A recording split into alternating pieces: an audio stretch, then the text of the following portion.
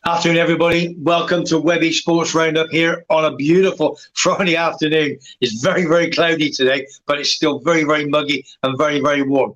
As you can see, I'm in a different location. And the reason why is the good man, the top bottle washer, and his good lady have both got COVID. But fingers crossed, it's getting very, very, very quickly getting better. And by next week, fingers crossed, we'll be back to normal. Don't forget this week, this is what we're going to happen on this show. We've got shout-outs. We've got the boxing, the reporter, Johnny Goggles, talking about us and Dubois at the weekend. City Tenerife man, the general, he's the general. Chris Todd talking about the second game of the season. And last but not least, we've got rugby league, rugby union, bit of horse racing, bit of transfer news, and a little bit on the Grand Prix.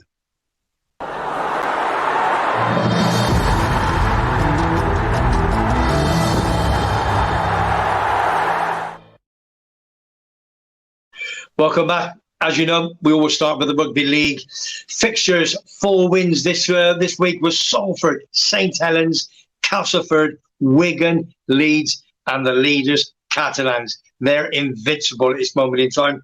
They're 4 points clear at the top of the table of Wigan and St Helens, and I'm afraid the wooden spoon at the moment is still Wakefield with only 8 points. That's a bit of rugby league news. Next, we've got my roving reporter, Johnny Goggles, over there back in England. Johnny, take it away. I'm Johnny Goggles, and this is Webby's Boxing Roundup. So, a recap of last weekend's boxing.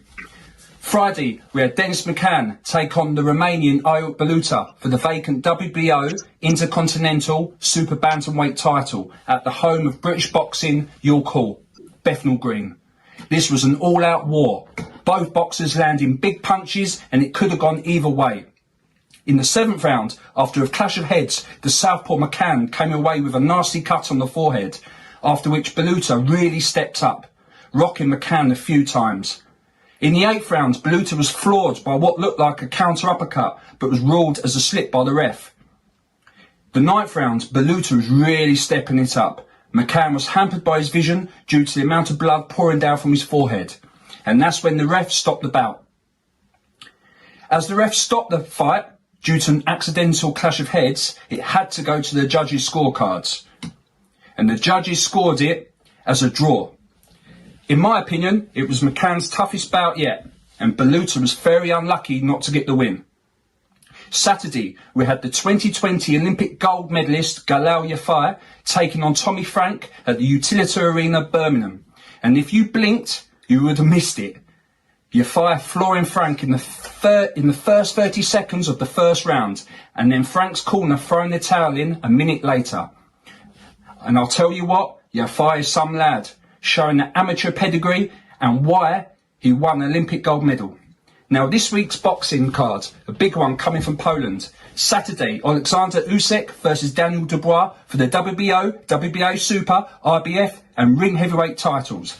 Usyk is definitely the favourite for this bout after his 2 successful fights against Anthony Joshua. But what I will say is Dubois definitely deserves to get in the ring and challenge Usyk. Dubois is actually the WBA regular champion and the mandatory challenger. Yes, he has had a defeat to Joe Joyce on his record, but he has gone away, worked hard and come back with 4 stoppages. And quick ones too. Coming in the 2nd, the 1st and the 4th and the 3rd round. So he's showing he has that explosive power, but will it be enough to stop the master, the 2-weight champion, Usyk? I'm struggling to make a prediction for this, as we all saw the Usyk AJ bouts. And I'm going to throw it out there. I think Dubois could do it. It might go the distance, but if he can keep a bit of distance to keep Usyk at bay and rock him on the inside, he'll be able to slow him down. That's it for me this week. And I will be back next week to discuss Usyk Dubois and a bit of a build-up for 2 very interesting bouts coming up. Lyndon Arthur versus Brian Suarez, and that rematch between Liam Smith and Chris Eubank Jr. Don't forget, if you like what you see and you like what you hear, please like and subscribe Webby Sports Roundup from sunny Tenerife, and it's free.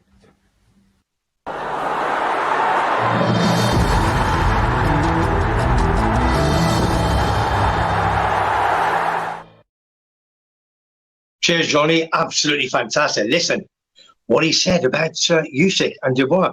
He thinks he's got a chance. Hey, hold my hands up. Joshua never had a chance.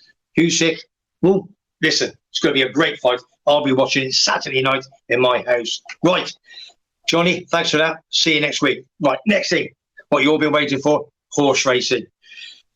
Right, let's have a look. Classic last week.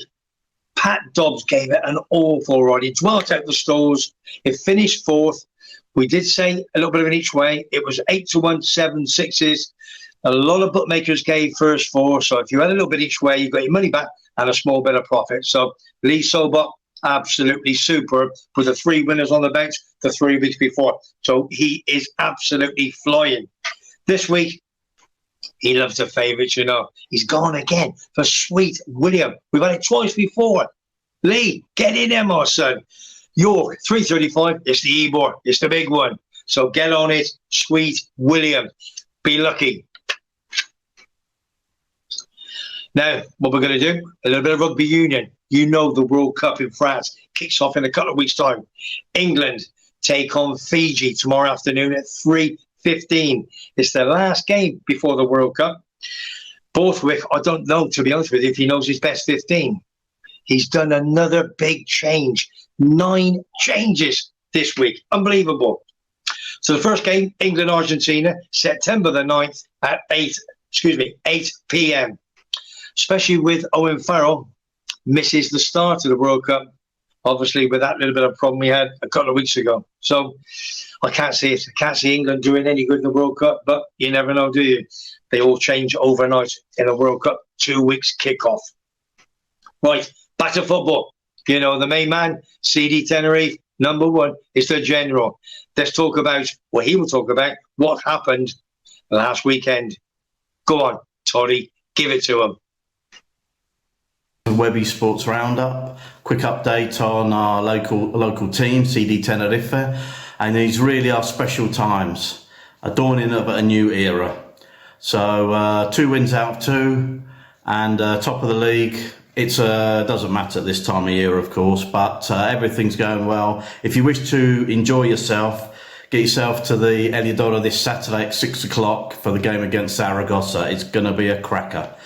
The team will be wearing a 2-tone type of shirt, and after the game it will be auctioned. All 24 will be auctioned off to fight the fires and help with the reforestation of the island, as well as €5 per person, everyone that enters the stadium. We're hoping for a 20,000 crowd, so that will be €100,000 donated. But let's get the fans in there first.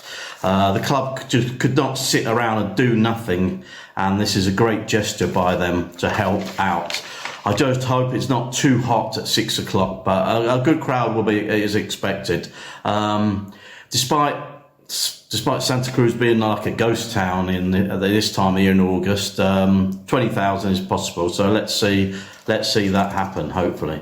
So 2 wins out of 2, as I said. Well, last Monday we beat Huesca 2-0. Good performance, goal in each half. Waldo scored in the second half, Roberto in the first, and a good debut for Loic Williams, centre half, and it wasn't a case of too much too young. He came on and did a good job, so good for that. Huesca only had one shot, like long shot, like that kicked a bucket behind the goal, and that was about it. So the only gripe is all this injury added time at the moment.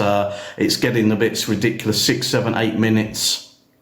I mean, if we play on a Friday night, sometimes we'll be coming out on a Saturday morning. I can see that. So it's a bit... Anyway, to round off, I hope to see a lot of people up in the concrete jungle of Santa Cruz on Saturday.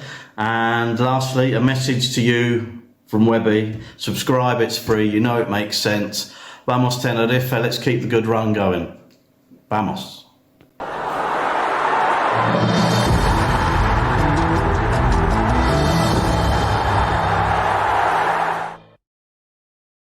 Cheers, Todd. He seems a happy bunny, doesn't he?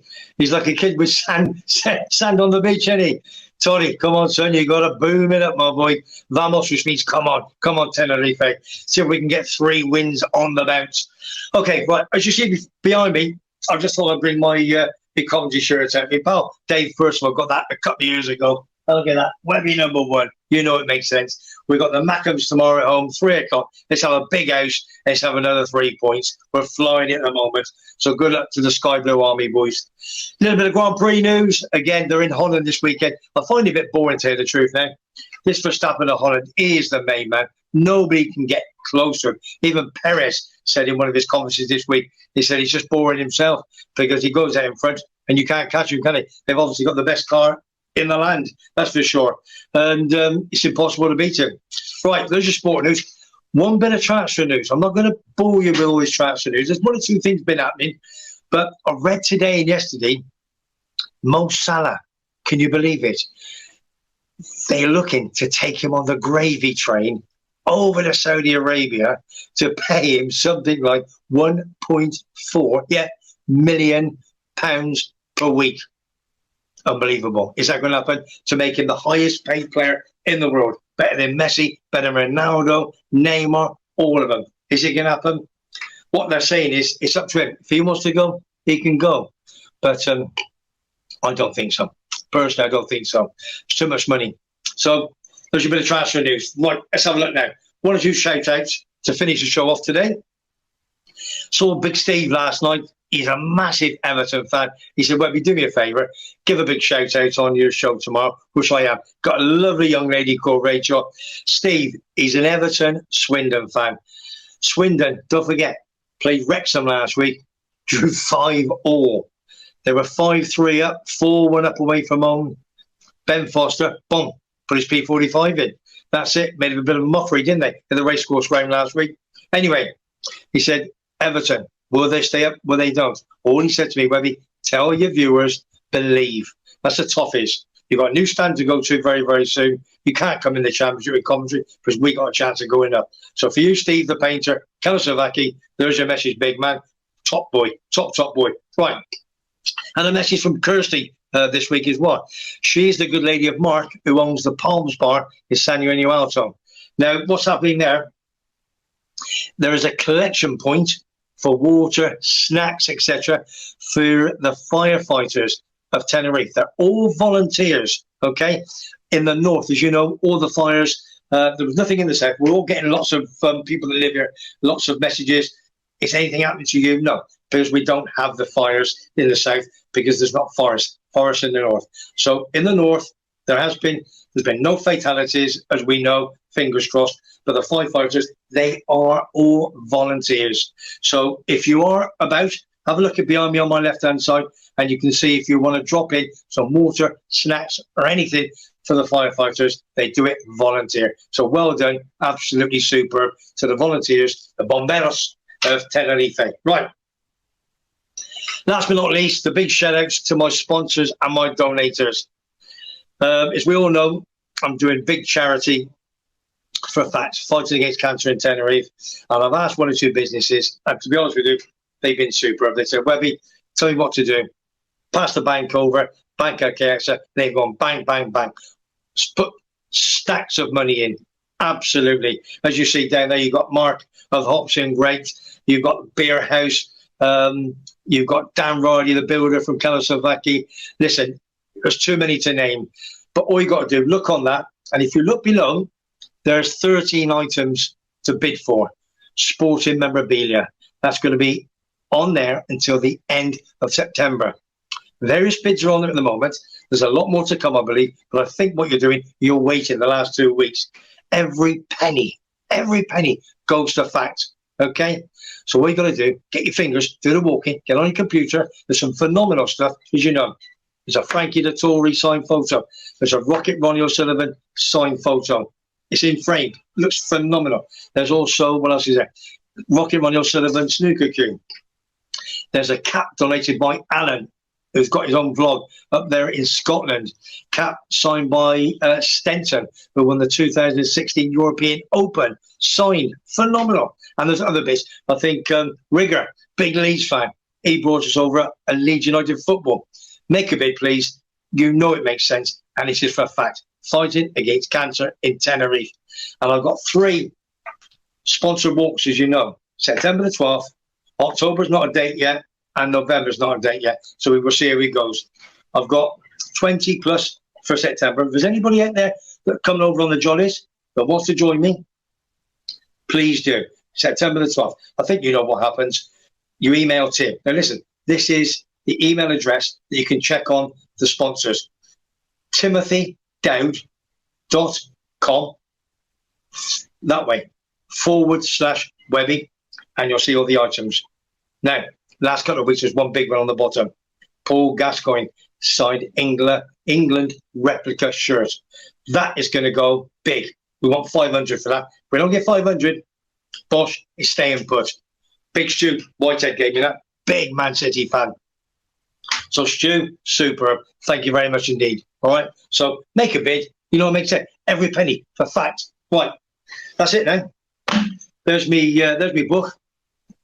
All I'm going to say is a couple of things just to finish the show off. Number one, thank you very much for Tim to get out of his bed with Christine. They both had COVID. My chief bottle washer, my director, my producer, and my cameraman. Bob done it straight in. Right, Tim, thanks for everything. You're doing a phenomenal job. Yeah, he's waving out there. Cheers, Tim. Look at him. He look. What do you mean you got COVID? What were you doing down the pub last night? No, he's not been down the pub. I said I was going to go down the pub for a bit, and he went, "Oh yeah, chummy." He called me a bit of a B, but no, I had a couple for you, big man. You've been waiting. Do you want to say something? No, I'm ill. Listen, you look after that good lady. She needs the help. Hey, not you. You're big enough to sort yourself out. All right, Tim. Thank you for that. I appreciate it. Everybody have a fantastic weekend. Thank you for Neil Jennings, who I did the video for during the week. He got lots of people that he knows he's going to go back, get me some subscribers and lots of views. And I've got some great people to interview in the next 2 or 3 weeks. Believe me, this show is going to go through the roof. 100%. You got the best man beyond the cameraman, and you got me and friends, have you? It is what it is. So thank you for Johnny Goggles, boxing, CD Tenerife, Chris Todd, phenomenal as usual. See you next week, boys. And all I'm going to say, if you like what you see and you like what you hear, subscribe to my channel, Webby Sports Roundup. It's for free. You know it makes sense. From me, thank everybody, and I'll see you next week. Take care. Have a good weekend. To watch Webby's Sports Roundup in Tenerife. Boom.